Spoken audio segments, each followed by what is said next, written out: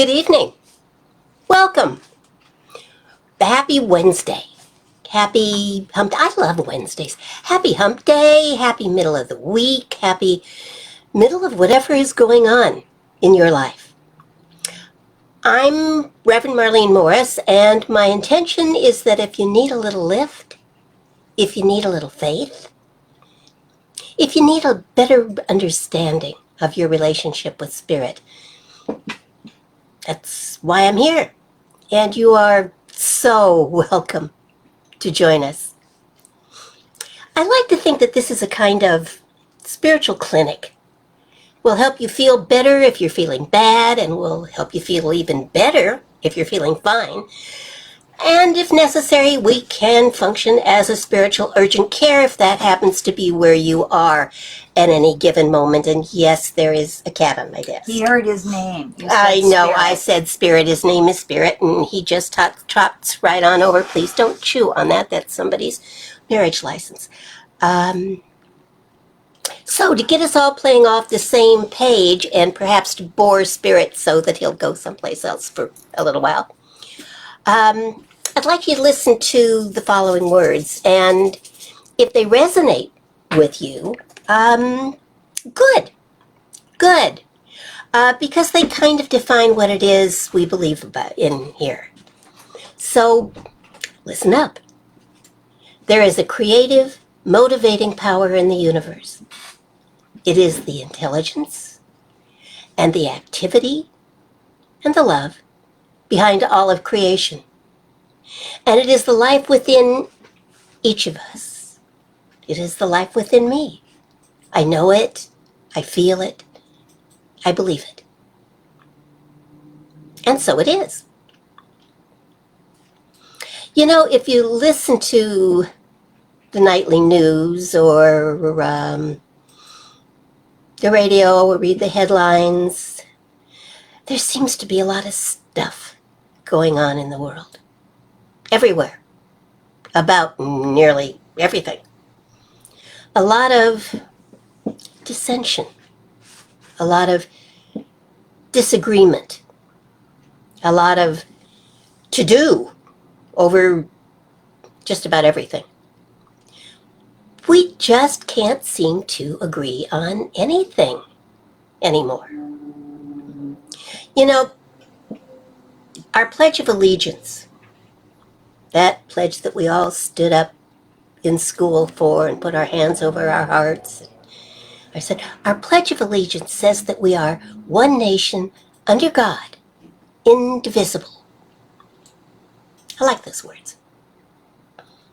And we are definitely one nation, and we are definitely under God because everything is. It's that indivisible that got me thinking, because it sure doesn't look that way. January 6th, if nothing else, made us acutely aware of the division that exists, not just between the two parties, not just the 50 states, but the division that exists between people, neighbors, family members. It's like the second Civil War is at our doorstep. I guess my real question is, how does that affect you? How does that show up in your life? I know we all care, although we may care about very different things. But what? As a spiritual being having a human experience, what in our individual lives can we do about that? Think on that, will you? And while you're thinking, I invite you to listen to what I'd like to talk to you about tonight. Perhaps while I talk and while you listen, I trust you will listen, something will make itself clear to us and we can begin to heal the divisions that have come between us. Happy Wednesday, Jennifer. Happy Wednesday, Laura. Glad you're here. I'm about to embark on an idea that I've been playing with most of the week. So stick around, if you will. You know, last Wednesday, we talked about the passing of Colin Powell. Well, no, that's not entirely right. We talked about the life and accomplishments and the beliefs of Colin Powell, who is now remembered as a statesman, a diplomat, a patriot, and a man who in his lifetime served his country at the very highest levels. Powell lived by 13 relatively simple rules, which he willingly shared with anyone who might be interested. And I would suspect sometimes with anybody who was around. They're pretty good. If you don't mind, I'd like to take a minute and review his list. It's short and to the point, and well, like a lot of military men, he doesn't waste a lot of words. Rule number 1, it ain't as bad as you think. It will look better in the morning. You know, whatever you choose to do or not do or confront, know that it isn't going to be as hard as you think. Second rule was get mad. Get mad and get over it.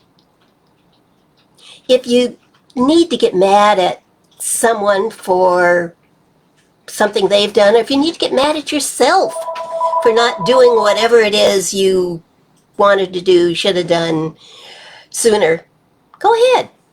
Get mad. And then get over it. Don't stay there. 3, know that it can be done. Even if you've never done it before. Even if you failed at it before. Get the lessons the supposed failure has taught you and go for it. 4, don't let your ego get in the way. You are not your job. You are not your trophies. You are not your rewards. You are more than that.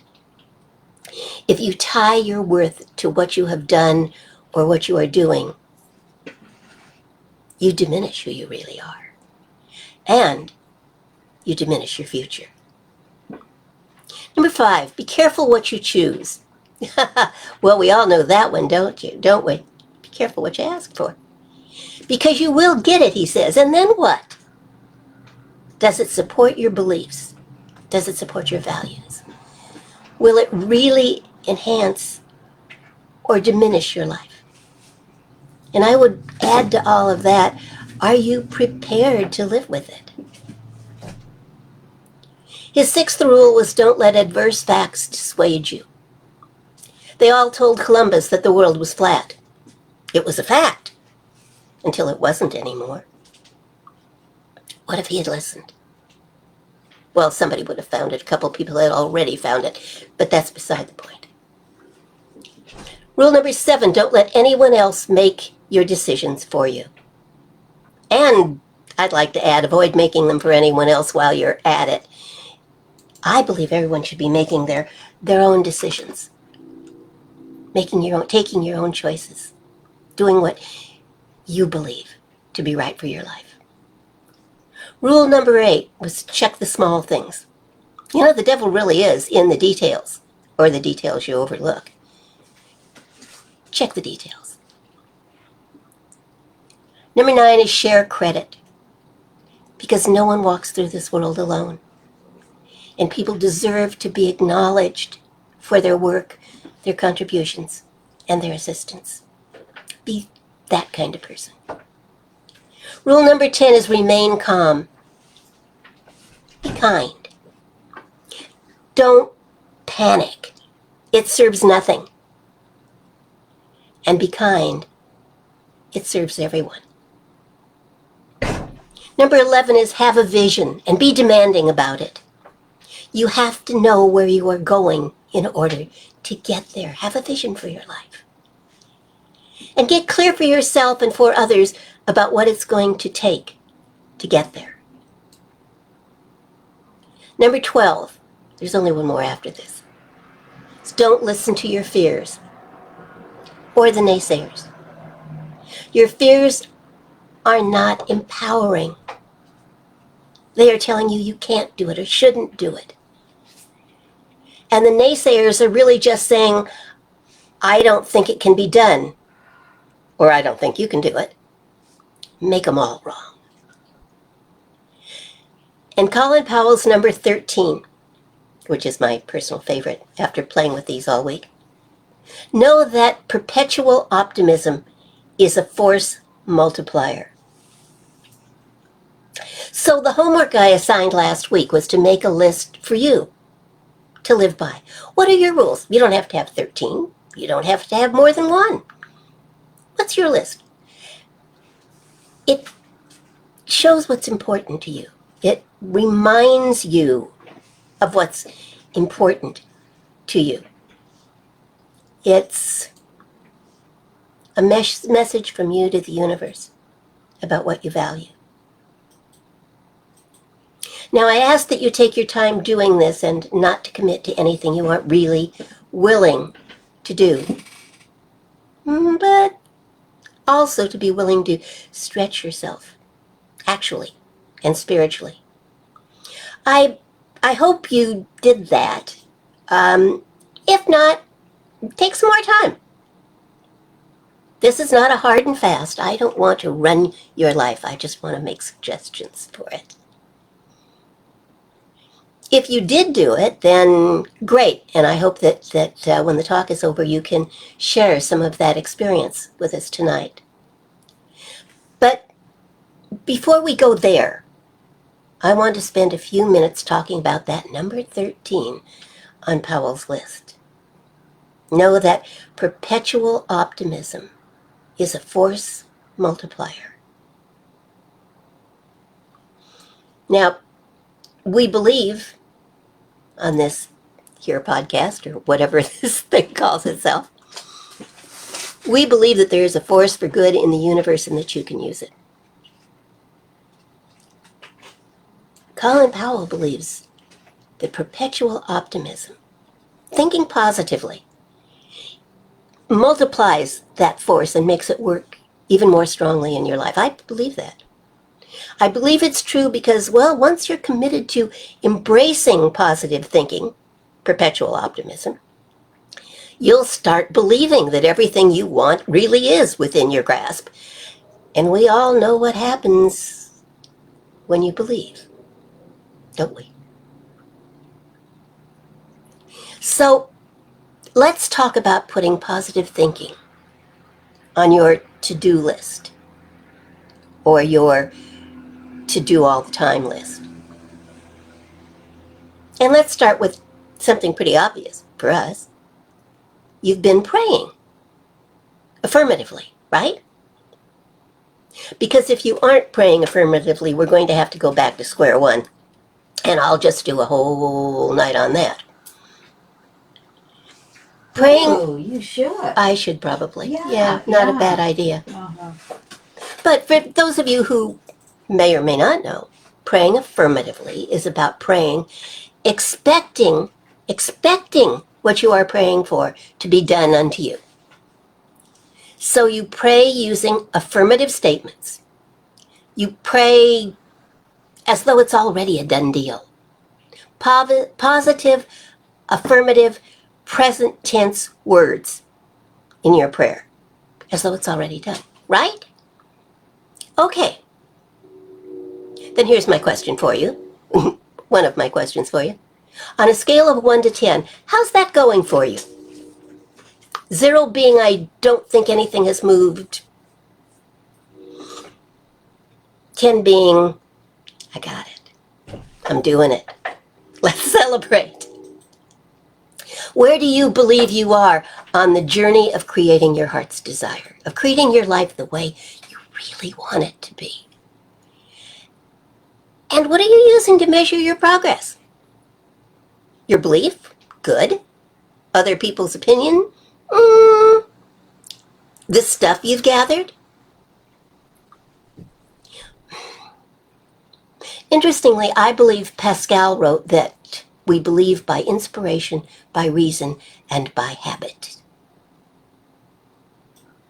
By inspiration. I believe by inspiration. It came to me. I was struck blind on the way to the bank, and when my sight returned, I could see very clearly that my deposit had increased. Inspired. I believe because a burning bush told me. Or I believe because the clouds parted and I heard the voice of Charlton Heston tell me it was so. All valid. All valid. We each believe for our own reasons. And if you've had an ultimate spiritual experience, and that's why you believe, good for you. Or how about I believe by reason? I believe because I can prove it. I can see it, I can touch it, I can feel it, I know it's real. I believe the sun will rise, even if I can't see it, because it always has. I believe that blue and yellow make green, because they always do. I believe because I've had the experience many times, whatever it may be, and I trust that. So believing by inspiration works, believing by reason works. However, my friends, believing by habit may be hazardous because your belief creates your reality.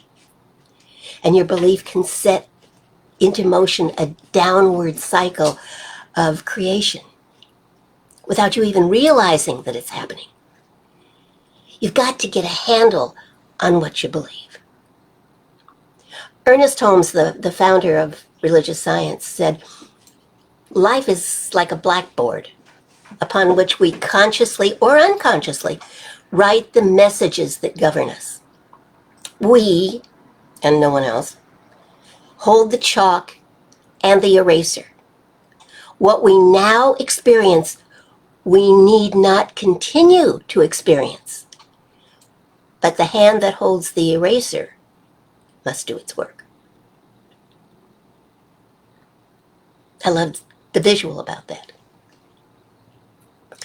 If your heart's desire is that you are fulfilled in what you do in the world, but that's not the way it looks and feels in your life, here's a scenario that might reveal the hidden belief.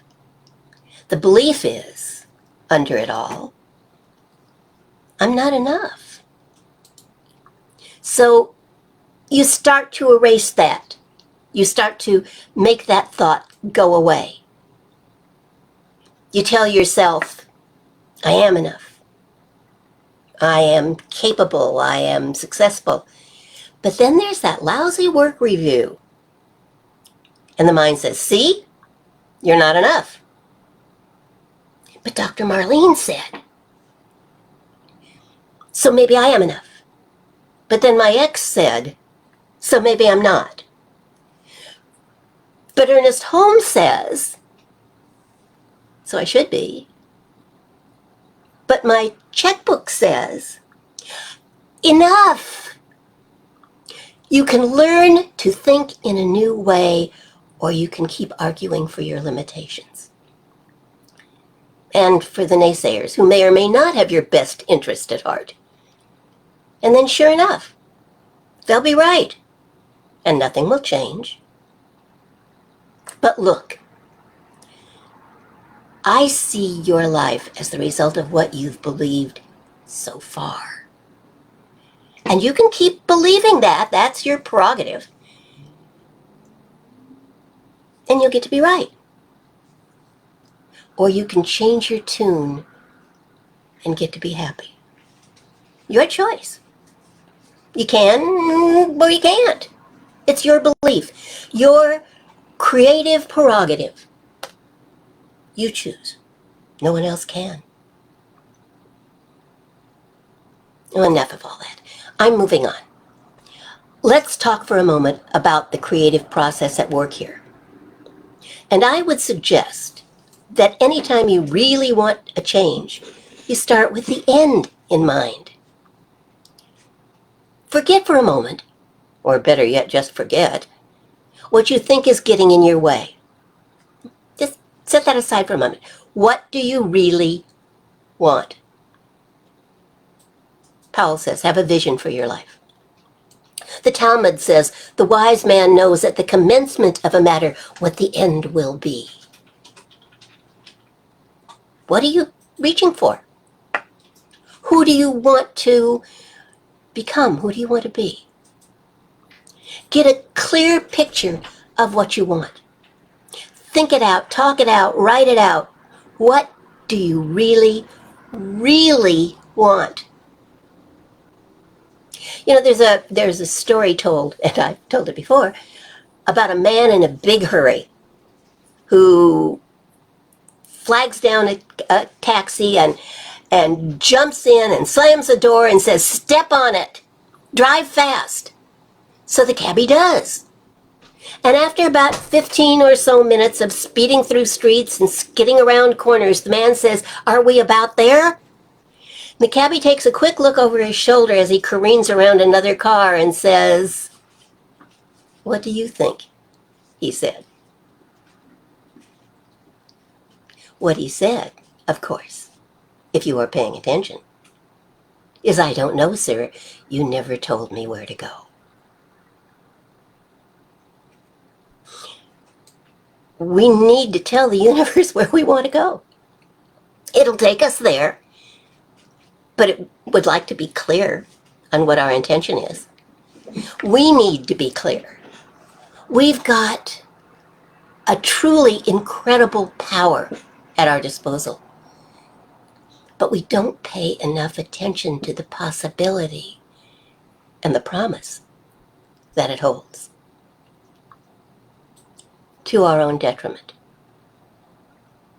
The universe doesn't really care in that wringing its hands and shaking its head kind of way. It creates according to our belief, whether it's good for us or not. You know, that whole phrase about maybe God didn't want me to have it is the dumbest thing I have ever heard. It's not the way the universe works. The universe doesn't step in and say, "No, you shouldn't have that. It won't be good for you. In the long run, you're going to be sorry you did that." It just lets you do it, if that's what you really believe. And then you get to live with the consequences. There's the process. If you believe, it is done to you as you believe, not as you want, not as would be nice, not as what is really the best for you. We've all had that experience, haven't we? As you believe. If you don't like what your experience is in the moment, change your belief. You know, we tend to say, "Well, I want more." More what? More than what? How much more? Get clear. More money. I want more money. Yes, you do. Can you see the flaw in that thought? Try again. I want more love. Well, what does that look like? I don't know. No, you don't. I'll wait, the universe says. Creation reads your mind. That's bad news and good news and kind of scary news all at one time. Again, in the words of Ernest Holmes, the highest and the innermost God is one. Through our belief, we connect to a power that can do anything. This power is our access to the original creative genius of the universe. And that creative genius has no intention for us other than the intention we give it. It doesn't say you shouldn't do that, you shouldn't have that, you can't do that. It just says, what do you believe? We make up its mind. Or we don't. We send it mixed messages. I want that. And the universe says, well, yes, you do. I'm aware of that. So, I have that. I am that. Want has no place in an affirmative prayer. It just reinforces what you want, which is usually pretty clear. But you know, even if we get our language cleaned up, Okay, I don't want. I have more. We've got to mean it. We've got to believe it. So how do we get there? We've got to understand the process of creation and see how it works in our lives.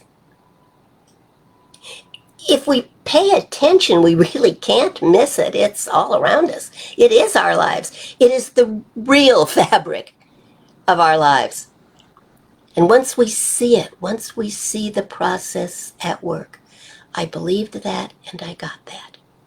I thought that and that's what showed up. Once we see it, it's easy to believe. But it takes a little belief for us to stop and get looking. So start looking, expecting to see. Because if you expect you won't see it, you won't. Life is a multifaceted picture. So remember this. The first thing is to start looking. Remembering that if you don't expect to see, you wouldn't be looking. Know that it is there, and you may just have to adjust your focus a little bit. You may have to see from a slightly different perspective. You know, if you're at a ball game or a concert or any kind of event and you're not in the first row, you know how annoyed you are when somebody stands up in front of you? Because all of a sudden you can't see anymore. What was just there isn't there. So what do? You adjust your position.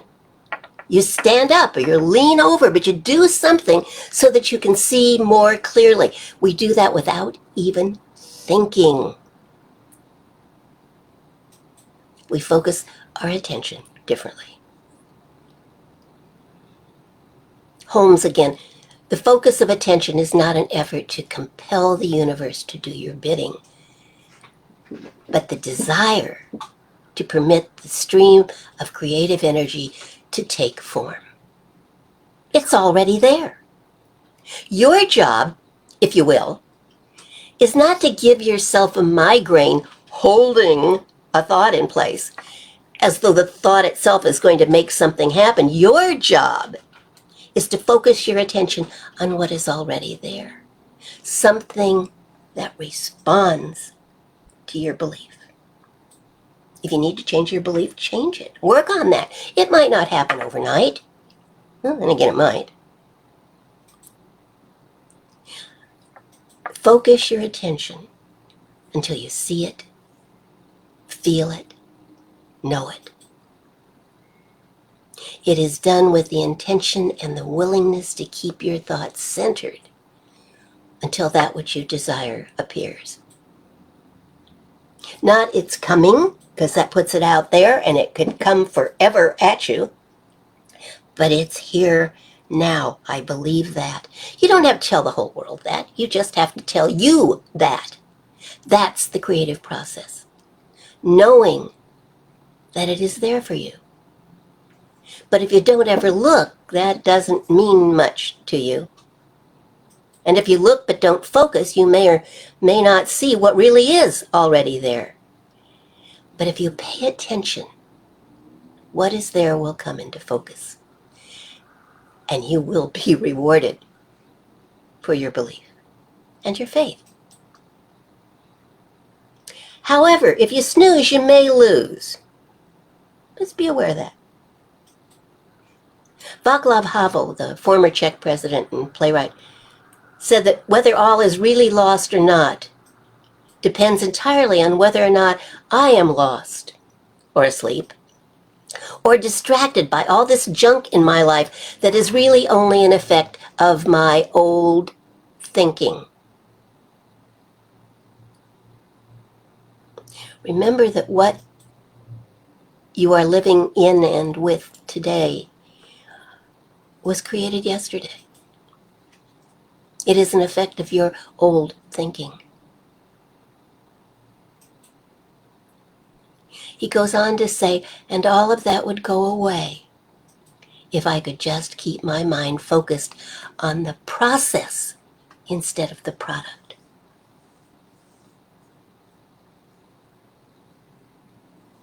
What if everything that is or is not in your life in this moment is the result of your thinking, your belief? Now, some of that's good stuff, good for you. Notice what you were thinking when it showed up. Notice how you were feeling about yourself, about life, about the universe. Get excited about the process. All this junk in my life is really only an effect of my old thinking, he said, and it would all go away, the junk, if I could just keep my mind focused on the process instead of the product. Don't wring your hands and get confused by the products. That's all old thinking. Get excited about the process. We must learn to put our attention on what we want to create. We must learn to take our attention off the effects, the stuff, the appearances, and put our attention on the spiritual truth at the back of all things, the creative process itself. When we begin to really know that in and through and back of everything, there is an unlimited spirit that creates according to our faith in it, we've got it. That's it. Then we get excited about the process, and it doesn't mind what we have or have not got in the moment, because we realize we have the power to change it if we choose. You have to believe.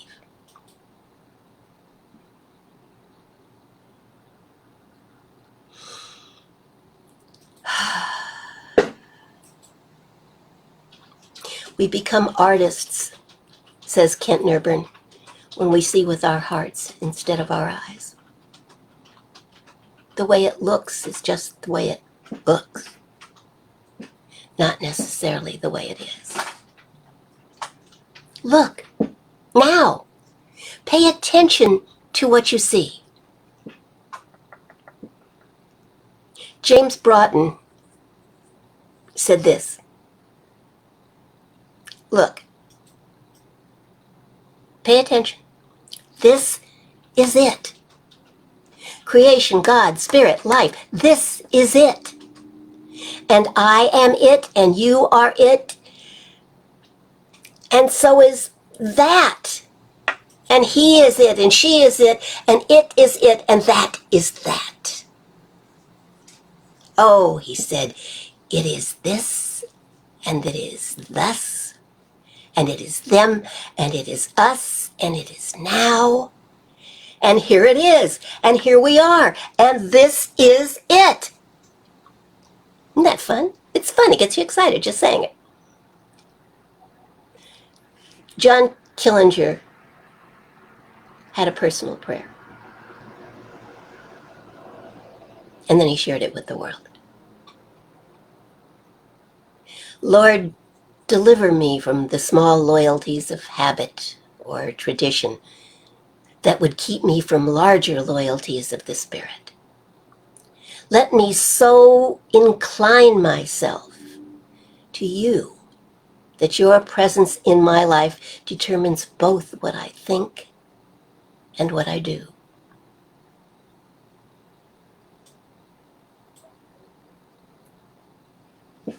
If we allow this moment to shine with our attentiveness, if we pray positively, affirmatively, in the moment, and make that moment sacred, we will create what we desire,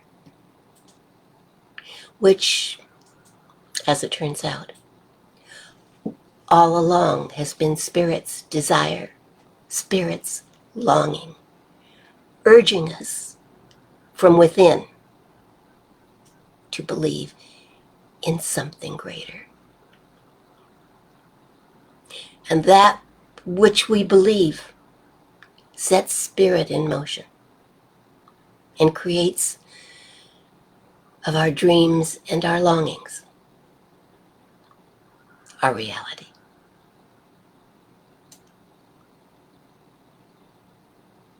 I suggest you take a thought to creating your list, simply so that you can get clear on what you believe to be right and what you believe to be the path, what you value. I suggest that you have a vision and be demanding of yourself about that vision, sticking to whatever it is you are called to do to create of your life the realization of that vision. And I suggest very strongly that you know that perpetual optimism is a force multiplier. That thinking positively about yourself, about the world, about what is happening, about what is not happening, that if you know that it is all good because it is all God, you will be amazed at the outcome of your life. And that's what I wanted to talk about tonight. So there you go. All right, now I have to check on what you've been talking about while I was talking. Hi, Dana.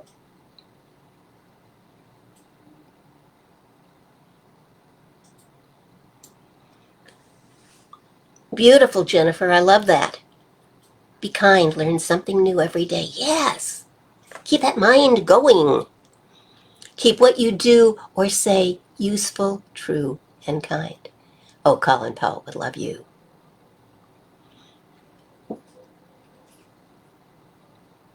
Hi, Brenda. Glad you're here. So, my friends, make a list.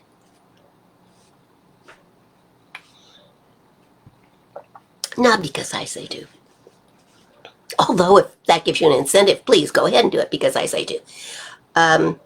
But because it can be very valuable to you. The 13 things on Colin Powell's list were what he lived by, what he believed in, where he went for inspiration when he needed it, where he went to center himself and say, yes, that's what I believe in, that's what motivates me. We forget.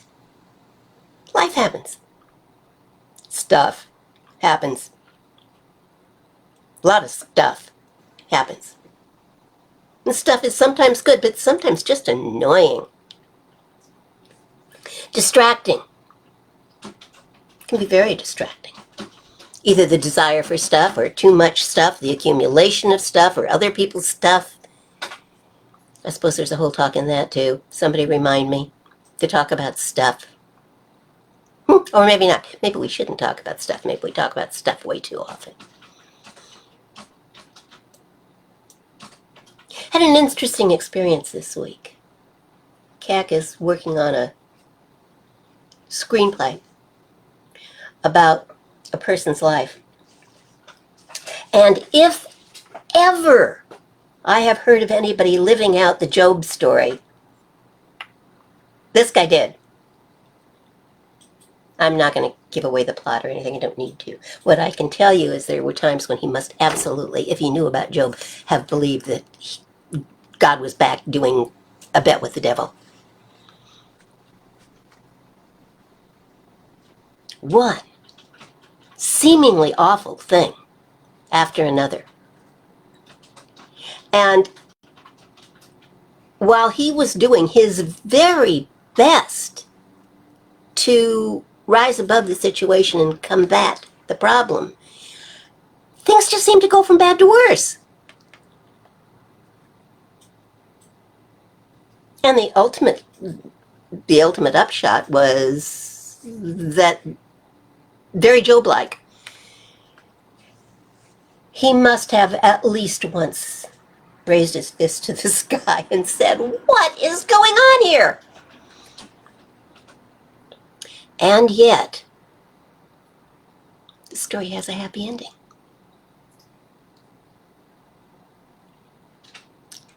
Things are not always what they seem. And I know that in my life, a lot of things that when they happened seemed I would have labeled as bad or not what I wanted. The truth is they all brought me here to the life that I'm leading today, and I would not change that for the world.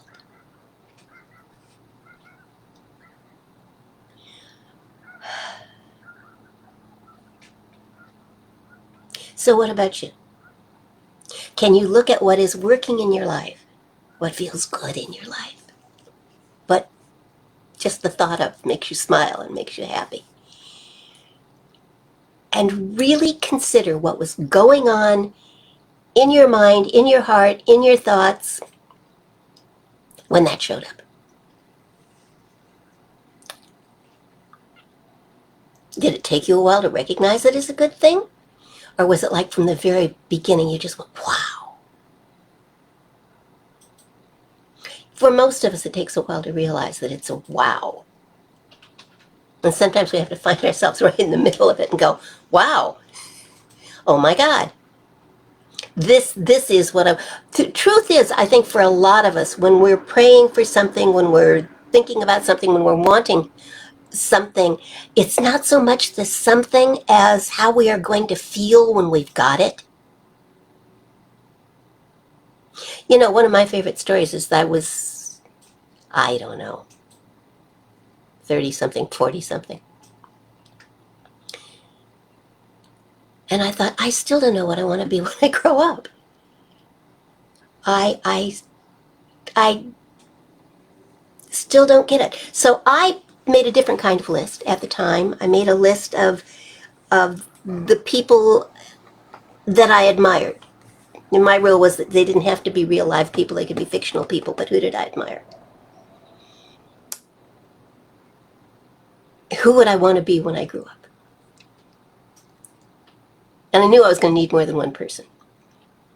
I had been a journalism major in college, and I thought Lois Lane was a good choice. And she had Superman. I mean, that had to get pretty good. But then again, I really loved Perry Mason, the way his mind worked and that he could solve problems. And this is going to date me, but I just loved Emma Peel. She solved problems and she had legs forever. Yeah, some combination of all of that. But then I got to thinking about my real heroes, my real live heroes. And I decided that what they all had in common, although they all did different things, was that they were all passionate about their lives. When they got up in the morning, you just knew that they looked in the mirror and went, oh, God, I get to be me again today. So I decided to pray for passion. Because I still didn't know what I wanted to be when I grew up. I really didn't want to be Lois Lane, and I really didn't want to be a lawyer, and I wouldn't have minded longer legs. Passion. I started praying for whatever it was, the passion to be excited about it. And to make a very long story short, what I'm going to tell you is that led me to ministry, which I never, ever would have thought of. I didn't even do church till I did. Pray for what you want to feel, how you want to be in the world. Pray for something that will support your values. And doors will open that you did not even know existed. Trust me. You can trust me on that one. I know that's true. So, work on your lists. Work on your lists. And if you get a chance, send them to me ahead of time so that I can take a look at them and we can talk about them next Wednesday. I'm going to make this a Wednesday kind of thing. Okay? If you have any questions, just email me. I'm here for you. I am. Don't be afraid to ask me questions during the week. You can post them here if you want. You can messenger me, or you can just email me directly. Let's get this done. Let's become who and what we really want to be, because that will change the world for good. That I know. So, prayer requests, my friends. What would you like support in? What can we use? What can we enhance? What can we activate in your life to make your life a better place? Because if your life is a better place, the world is a better place. It's all connected. So, what would you like prayer support for?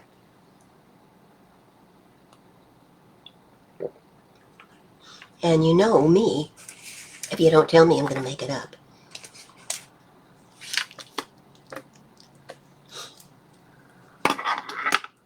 Can I? I really want to support you. I want to support you in what you want, not what I think you should want. So, let me know. Dana, how's John doing? What kind of prayer do we need to put there? Clarity, Laura. Oh, that's always a good one. We forget sometimes, don't we, when we're in the middle of, I don't know what I want to do, or I don't know what I want to be, or I don't know which choice to make. We forget that we can, in fact, pray for clarity. So, good for you. Actually, it's one of my favorite prayers.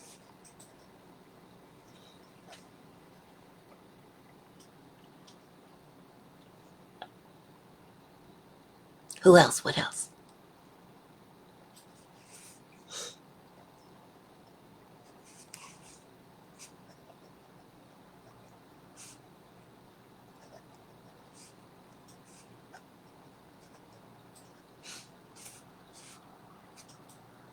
Anybody else? Doesn't anybody want to be prayed for?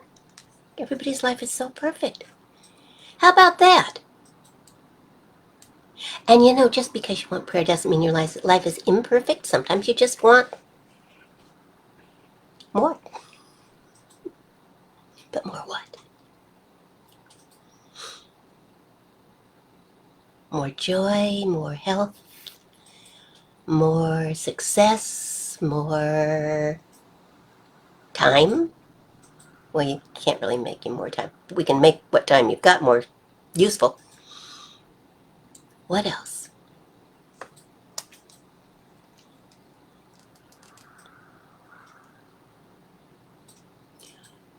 Dana, that is such fabulous news. That is such fabulous news. I'm thrilled. And he wants to be near his daughter and granddaughter. How sweet is that? Good going, John. See, I consider that successful prayer work. This boy is healed. Oh, Dana, I'm so thrilled.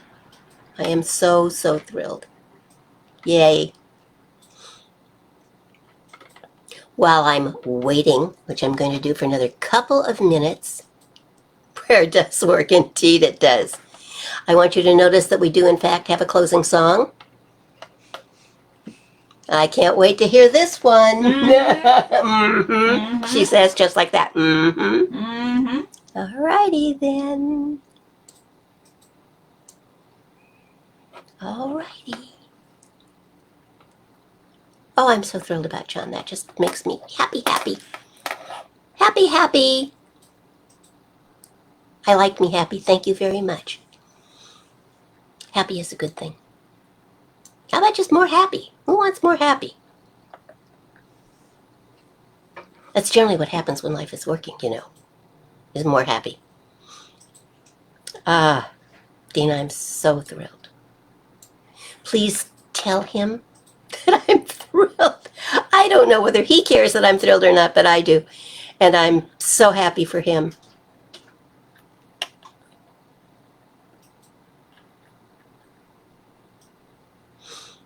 Yeah, a new and better chapter in his life.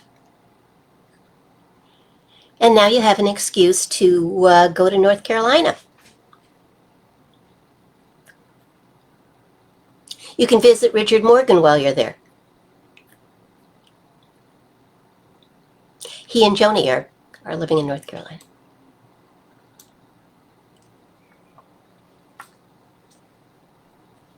All right, I'm going to pray, folks. I'm going to pray. If you think of something that you really, if you're holding out, and I don't know why you would, but if you're holding out, just keep the thought in your mind for what you want to have. And I know sometimes you don't want to advertise it to everybody, and that's okay. I'll get you covered. If not, while I'm praying, go ahead and stick it in the chat box and I'll add it. Okay? So I'd like you to pray with me tonight. Just close your eyes if that's comfortable for you.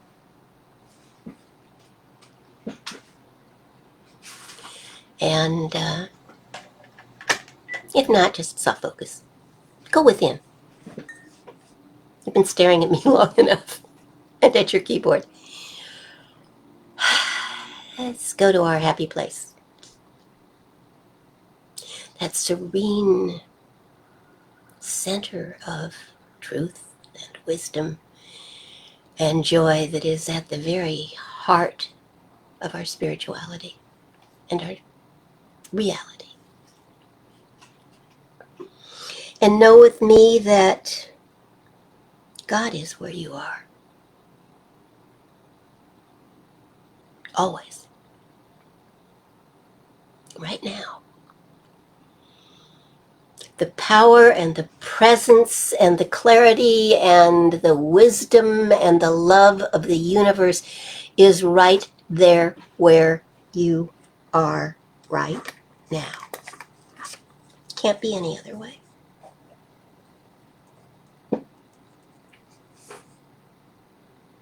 If God is all that there is and God is all that there is, then it is all that you are. In this moment, because you are focused on it, but every moment, whether you are focused or not.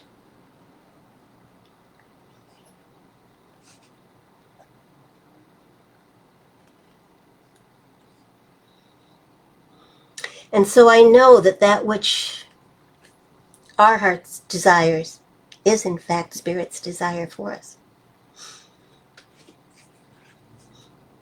And Spirit has no desire but to express itself in you, as you, through you.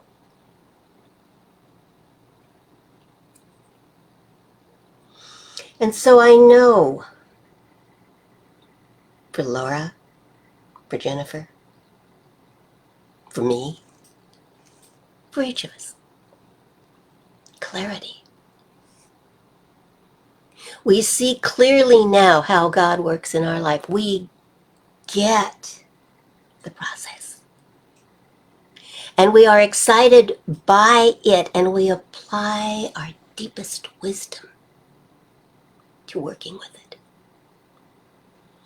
And so we know who we are and what we are to do and how to do it. All of that becomes crystal clear. From this moment forward, we recognize that we are working within the mind of God. We are individualized expressions of that creative spirit, and we know everything we need to know.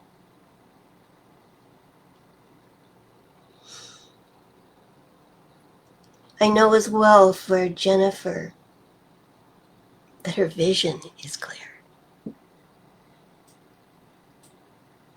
That she knows in the deepest parts of her soul what she is to do and how to do it.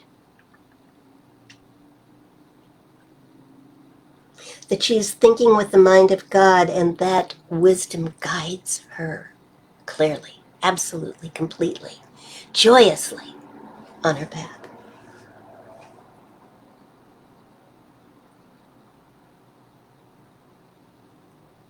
I know for Kag's successful responses to her work. I know that she is absolutely in contact with the people that can help her make these things a reality. And so it's done. It's simply done. It is a success in every way that can be interpreted.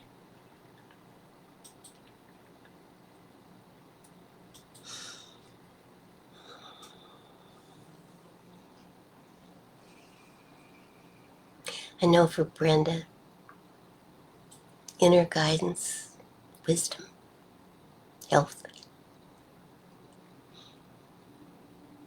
The path before her, which might have been foggy or unclear, now becomes crystal clear. And she finds all of the assistance and all of the guidance that she needs.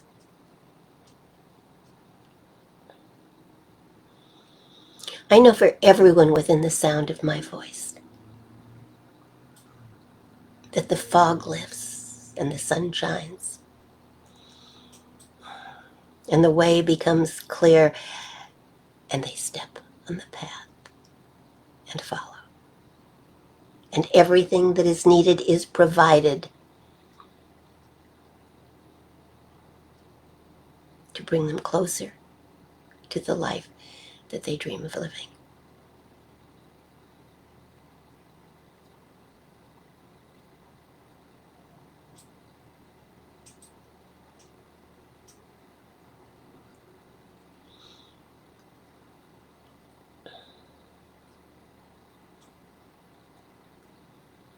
I know as well for Brenda that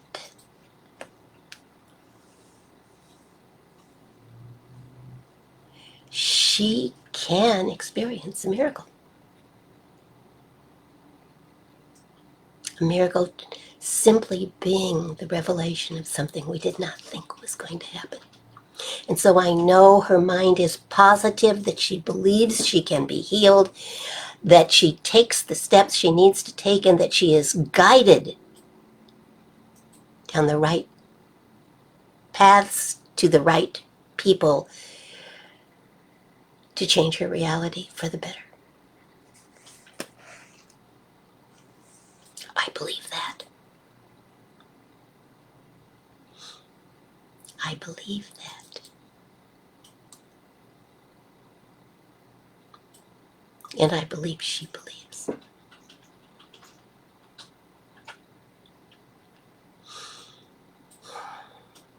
And I believe that everyone within the sound of my voice, even those who have desires which are not yet spoken, sees the reality of those desires coming true. That what they believe becomes their reality. Because that belief is what opens the door. And so I am grateful for all of the miracles and all of the clarity and all of the great reality that is put into effect this evening.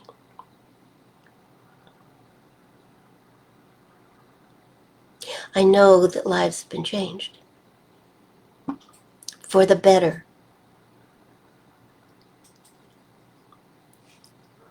I know this ministry makes a difference, and that because of that it grows. And I am grateful.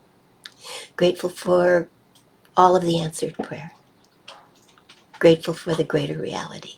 Grateful mostly for the presence of spirit, of creation, of love in our lives. And with full hearts, we simply allow that to be so. And so it is. So we let it be. We get out of our own way and let God be God.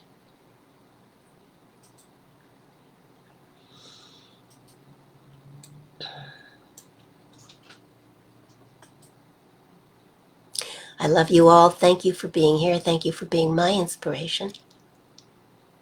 Don't forget the closing song. I think a little imp may have picked it for us tonight, judging from the look on her face. I'll be back here Sunday at noon. Please join me. And again next Wednesday, of course. Work on those lists. It's not my timetable, it's yours. But I think it might just make a difference. And isn't that, after all, what we want to do? I love you. I'll see you Sunday. If not, I'll see you next Wednesday. Don't be gone long. I miss you when you're not here. Have a good rest of your week. A good rest this evening. And the rest of your life.